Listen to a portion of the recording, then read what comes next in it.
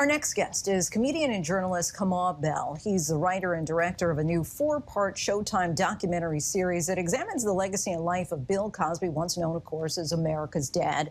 The series, We Need to Talk About Cosby, delves into a painful and complex conversation about Cosby with comedians, accusers, educators, and journalists. At its heart, the documentary begs the question, can we separate the art of an acclaimed and trailblazing black entertainer from the man who's been accused of sexual assault by more than 60 women? Cosby, as you may remember, was convicted of drugging and sexually assaulting former Temple University employee Andrea Constand back in 2004. He served 3 years in prison before the Pennsylvania Supreme Court then overturned his conviction last June because a prosecutor had made an agreement with Cosby not to prosecute him if he sat down for a deposition. Cosby is now a free man and insists that he is innocent of the allegations. And we are joined now by Kamau Bell to discuss his docuseries. Thanks so much for joining us. Thanks for having me. So you started your series with the question that I'd now like to pose to you. Who do you believe Bill Cosby is now? Bill Cosby, well, if we were to learn the lessons that Bill Cosby taught me when I was a kid, to be a good and moral person, to be smart, to educate yourself, and to support your community and use your privilege to make the world better, then he is a man who wants me to make this documentary, whether or not he knows it or not. All right, well, we need to talk about Cosby. He seeks to understand both sides of a difficult conversation. Cosby once inspired and paved the way for so many black Americans on and off screen, and he was a former hero of yours, as you just mentioned. But of course, these accusations that he drugged and raped women go back decades to his early career. Why did you feel like you were the right person to get to the root of this Cosby discussion? I don't know that I felt I was the right person. I think I was just the person who was doing it at the time, and other people said they felt like I was the right person.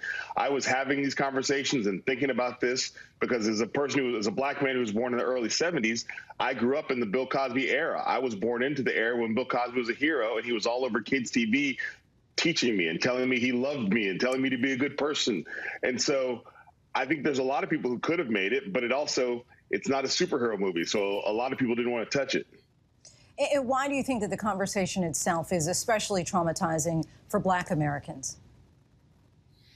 Because we are still, as black Americans, underrepresented in media, and we're underrepresented in people who the public tells us are heroes or the public lets us claim as heroes. So it feels hard to feel like you have to lose somebody, and especially the level of hero Bill Cosby has been achieved by very few humans in the history of the planet. So he seems like such a key figure, and he is a key figure for the history of black America, especially in the 20th century. But do you feel that shows like The Cosby Show or Fat Albert or Cosby should still be on air at this point? I mean, the content doesn't go away. You can still find all of Bill Cosby's work on the internet somewhere. You can buy it if you want to. If you do buy it, some of those proceeds will go to all the hardworking people who worked on it, many of whom had no idea what was going on. We should all be engaged in creating a safer world for survivors of sexual assault and rape, no matter what you're watching. And that's the thing that the doc ultimately wants us to do, is engage in creating a world that is more supportive, more healing, and helps survivors of sexual assault and rape find justice in a way that the world does not generally do right now. And what do you hope that viewers will come away with from the documentary about the type of asterisks next to Cosby's name in the history books? I think the most important conversation that the doc encourages is the one that we all have after we watch the doc. The conversation you have with people in your community who may have different feelings from you, the conversation that black folks have with ourselves. And I'm curious because in talking with some colleagues before talking with you today, the question came up, why is the focus most singularly always about Cosby when it comes to being this complex figure? Because, of course, you have people like the former president who has people who have accused him, multiple people who have accused him of various forms of sexual assault or harassment. But we then don't see these tiered, layered docuseries about former President Trump, for example. I mean, on one hand, the comedian in me wants to say, because I don't think President Trump is that layered. That would be the first response, I would say.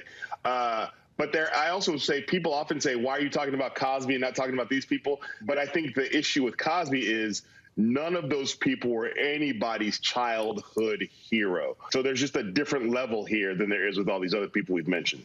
Why was it personally important to you to tell this story? Because if we don't tell the complete story, we're going to lose some key parts of American history and key parts of Black history. It's not a good time to stop chopping off pieces of our history. We just have to talk about it in a more holistic way so that it's not just one version of the story, that it is the most inclusive and accurate version of the story. And we have to reckon with it. Mr. Kamal Bell, we thank you so much for joining us, and you can watch the premiere of We Need to Talk About Cosby on Showtime this Sunday. And we also want to note that Bill Cosby's publicist, Andrew Wyatt, has released a statement in response to the Showtime documentary series, writing in part, "Let's talk about Bill Cosby. Mr. Cosby has spent more than 50 years standing with the excluded, made it possible for some to be included, standing with the disenfranchised, and standing with those women and men who were denied respectful work because of race and gender within the expanses of the entertainment industries." Cosby also says that he has been unfairly targeted by the media and that the allegations against him have never been proven in a court of law. Hi, everyone. George Stephanopoulos here. Thanks for checking out the ABC News YouTube channel. If you'd like to get more videos, show highlights, and watch live event coverage, click on the right over here to subscribe to our channel. And don't forget to download the ABC News app for breaking news alerts. Thanks for watching. So if I represent someone and I'm their publicist, then there's no such thing as attorney-client privilege. So how do you get away with that? Because it was a scheme. Yeah. It was a scheme. It was scripted and designed. If we can take down one of the world's most famous iconic figures, Black man, if we could take him down, we got a formula now to go after any Black person we want. We are going to try to get some white men, but the formula don't stick. Right. This is just a new way of lynching. They did it a different way during slavery. They did it a different way during the civil rights movement, during those eras of the 40s, 50s, and 60s. They hung you from a tree. Imagine if we had given her that $100 million, we probably would not be here today. And anyone who claims she was a victim could appear before a panel of retired judges who would serve as arbitrators to determine the merits of each claim and the amount of compensation that would be appropriate if the claim is found to have merit. This alternative would occur in a mediator's or arbitrator's office, not in a court of law. Victims could present their cases, and Bill Cosby could make his arguments in defense to the retired judges. The judges would then decide. It is time for justice and accountability. We challenge Mr. Cosby to end this nightmare for both him and the alleged victims by accepting either of the options which I propose. And what Gloria Allred was able to do, Gloria Allred, that's my name for her, she was able to do was create an Ocean's 11 style script.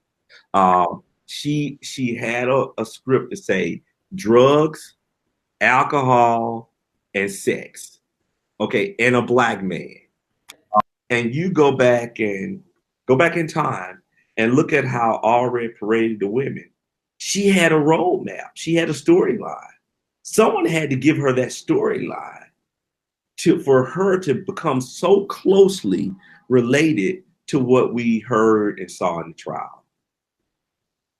So it was Ocean's 11, because keep in mind, in the LA Times, she comes out in November 2015 and tells Mr. Cosby, for $100 million, I will stop parading all of the women out. Yes. $100 million. I'm glad you mentioned that, because Mr. Cosby, keep in mind, Nixon put him on the Nixon's enemy list as a communist when he didn't perform at the White House. Okay, so you mean to tell me a guy whose shows were canceled, his entertainment life was disrupted, just wasn't in jail then, a prison. FBI is watching him. He's running around drugging white women, and he was on Nixon's enemies list being watched by the FBI. Think about it now. You got to think about it. But I'm going to tell you, since you mentioned NBC, when Bill Cosby tried to buy NBC, the way they justified not letting him buy the station is by giving Magic Johnson a channel, Comcast, Aspire channel, and they gave Diddy a channel. That was the first thing. But when Mr. Cosby got up from the meeting and he saw that they were giving him a hard time and he had the money, because at the time he was trying to buy not only NBC at the same time, he was trying to buy the Cleveland Browns because he was drafted to play football for the Cleveland Browns. And he decided not to go that route. So he walks over to the president, the head of NBC, Jewish guy, and he saw how the guy railroaded him from getting the station. And in front of everybody, he called Zucker, who is now the president of CNN. He called him a Nazi. That's what he called this Jewish man. And that Zucker vowed, he said, as long as I live, I will come after you. And look who paraded the women out against him, CNN. CNN. Come on with it. Listen.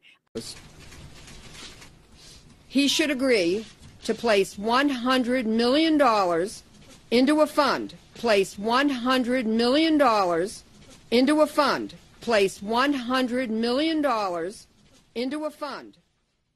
And we look forward to his response. So it was a shakedown. It was a shakedown, yeah. Allred said she represented 33 of his accusers. That right there alone, does that not sound off the alarm bells for those of you who keep running with this narrative? Well, it was 60 women. Well, half of them were represented by Gloria Allred. You're leaving out, not to cut you off, I apologize, but an important fact, represented not in the capacity of legal, but as their publicist. Yes. Now, that's interesting, right? Imagine if we had given her that $100 million, we probably would not be here today. And anyone who claims she was a victim could appear before a panel of retired judges who would serve as arbitrators to determine the merits of each claim and the amount of compensation that would be appropriate if the claim is found to have merit. This alternative would occur in a mediator's or arbitrator's office, not in a court of law. Victims could present their cases, and Bill Cosby could make his arguments in defense to the retired judges. The judges would then decide. It is time for justice and accountability. We challenge Mr. Cosby to end this nightmare for both him and the alleged victims by accepting either of the options which I propose. 17 months before, less than 17 months before he's over parole. Mr. Cosby wasn't given a life or death sentence, but what they're trying to do is execute him. That's the goal. Let him get COVID and execute him. We want to get rid of a person like Bill Cosby. Look, he's in his right mind.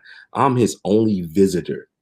When I mean he's sharp, he's sharp. He can go and through his history with Red Fox, Richard Pryor, Sammy Davis Jr., and talk about those times. He's writing in his mind because they wouldn't even let him take Braille. He requested to take Braille, and they said no. Because the little stick pen that comes with the Braille, they said no, that's a danger. That could be a weapon. Well, inmates have pencils and ink pens to write with. They go to the library, but they're trying everything they can to prevent him from staying mentally strong in that facility.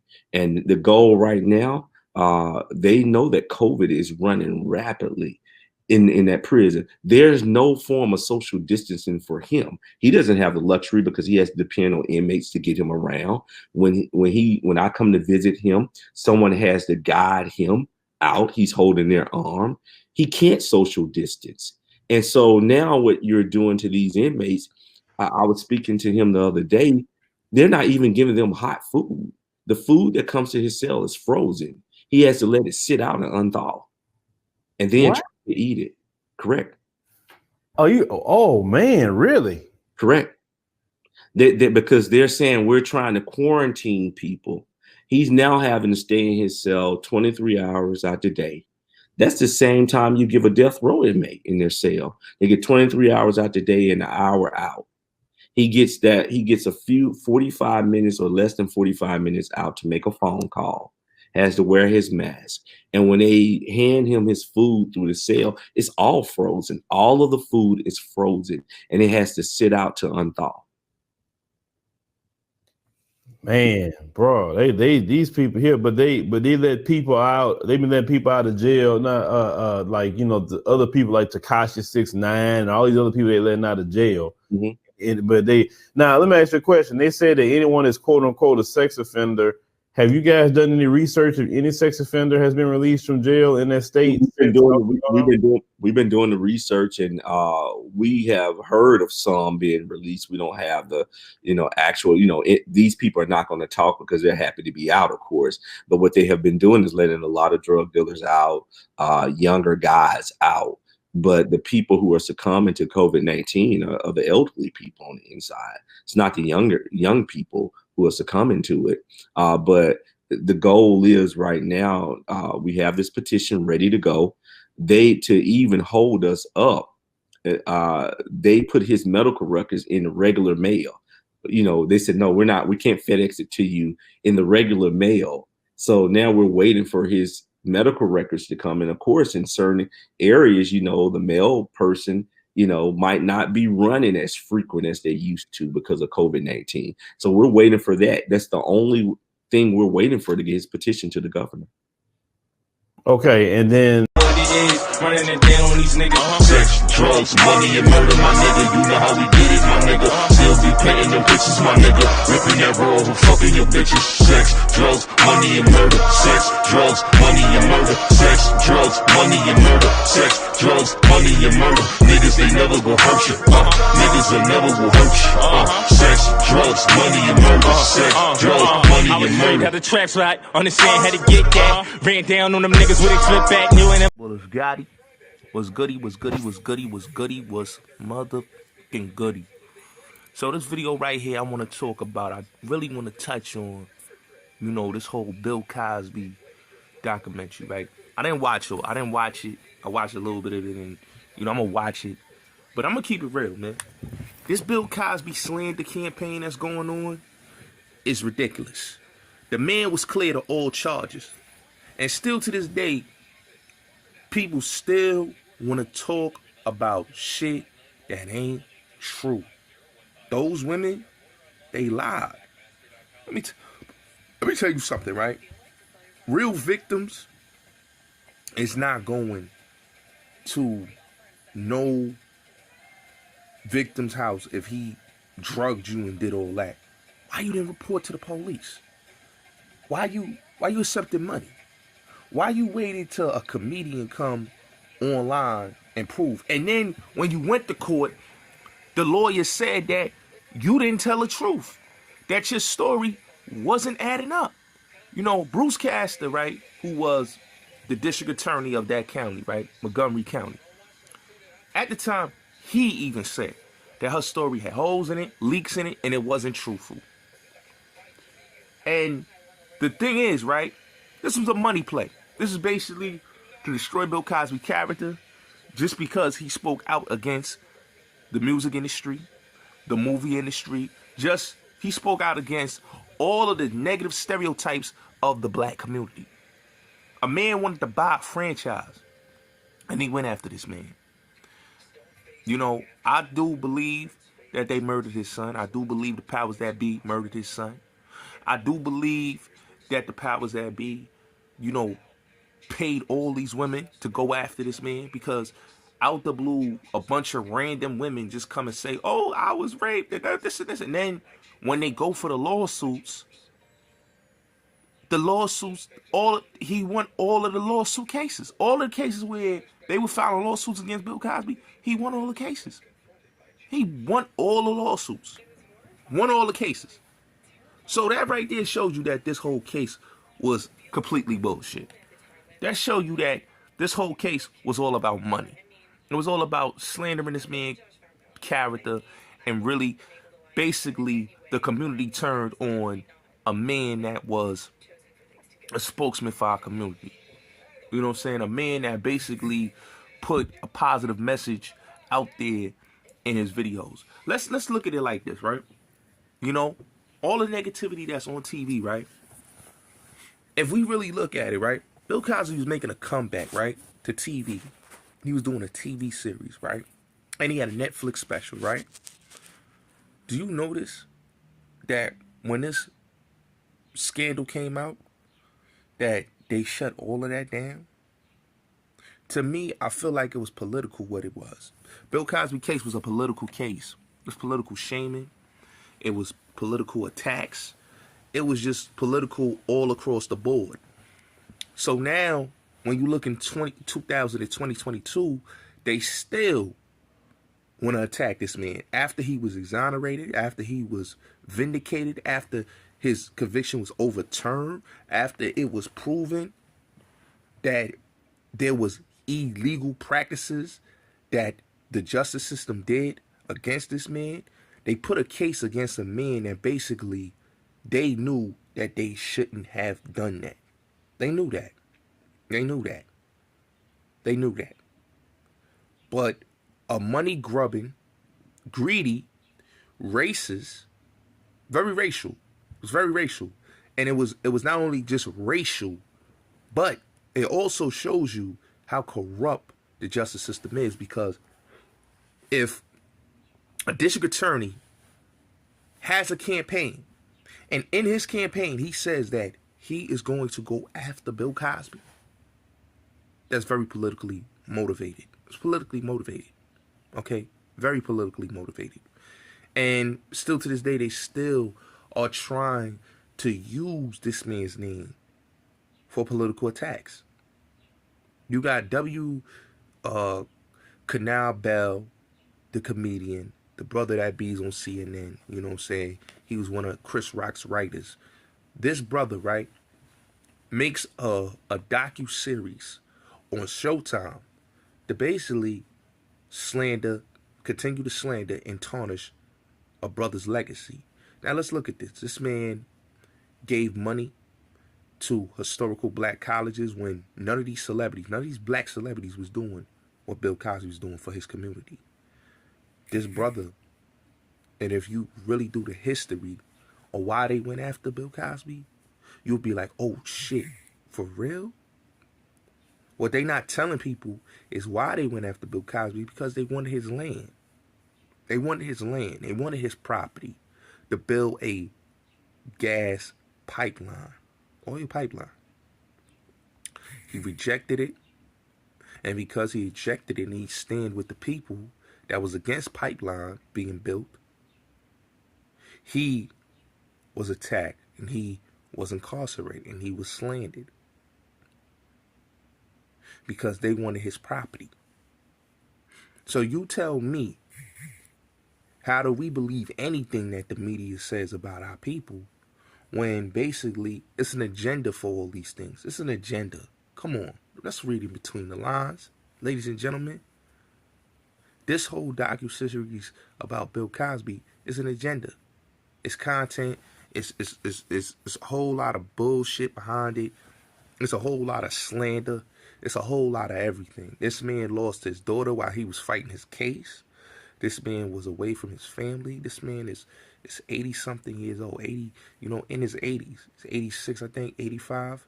He's 86 years old. 85, I think 85, or he's going to be 86. Okay? He's going to be 86 years old, right? And to see what America did to that man was a travesty of justice. Travesty of justice. But I was watching Emmett Till's documentary, right? And I was watching his TV movie that was on ABC, right? And if you really look at it, right? This country is so gun-ho, right? To go after black men for old cases, right? Be gun-ho to go after these people that did our people dirty, right? Like, Carolyn Bryant, right? That lied and said Emmett Till whistled at her. And he was killed, beaten, and tortured. But nobody speaks about that. Nobody speaks about, the Rosewood Massacre, the Tulsa Massacre. Why is there any charges against the United States government for their egregious actions of what they did to us during those times? Because they wiped away these cases. Why is no egregious actions for the federal government and even the NYPD, but the federal government actually for the death of Malcolm X? No egregious actions. Nobody's reopening those cases and getting to the bottom of why is these agents not incarcerated for what they did. See, we got to look at the crooked shit that this government does, right?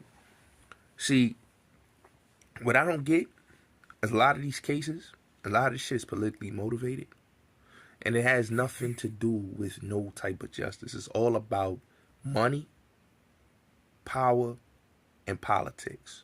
Like I said, with this whole situation that happened with Bill Cosby, it was all about getting to that man's finances, basically destroying this man's reputation, and basically stopping the financial ability of his TV shows. That's what it was. In movies. You mean to tell me, right, that the dad from Seventh Heaven, Woody Allen, but the dad from Seventh Heaven, right, admitted to what he did in therapy, right? But there's no incarceration for him. There's no, let's take Seventh Heaven off. Seventh Heaven still comes on TV. Like I said, man, a lot of this shit is politically motivated. That's all it is. It's politically motivated. It's an agenda, and it's sad because this man's legacy was tarnished, and they still trying to tarnish his legacy till this day. Like, if you know that a case was politically motivated by a district attorney shouldn't be making videos saying, in his videos,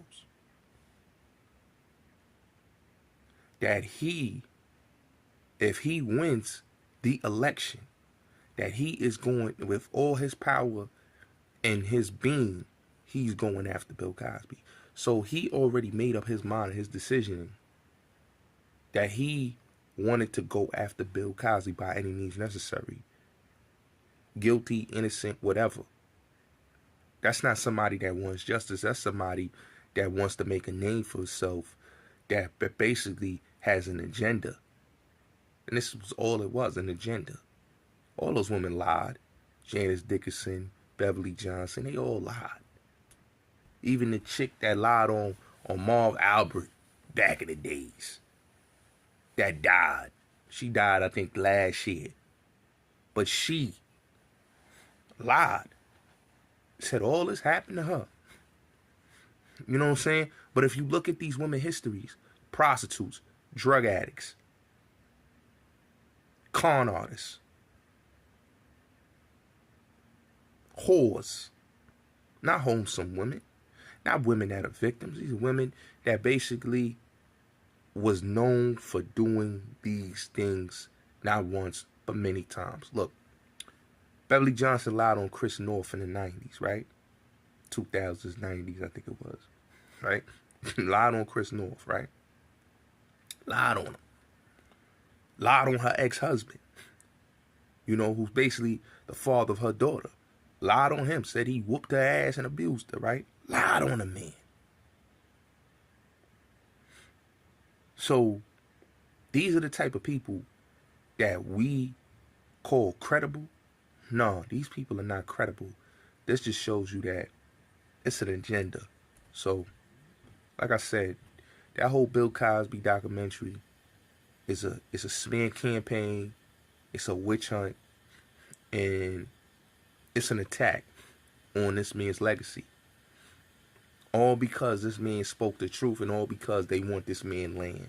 Let's just keep it real. They want this man land, and they want this man finance. And it's a damn shame. But, like I always tell people, nothing surprised me about this country, because it's what it is. Business, nothing personal. You know what I'm saying? It is what it is.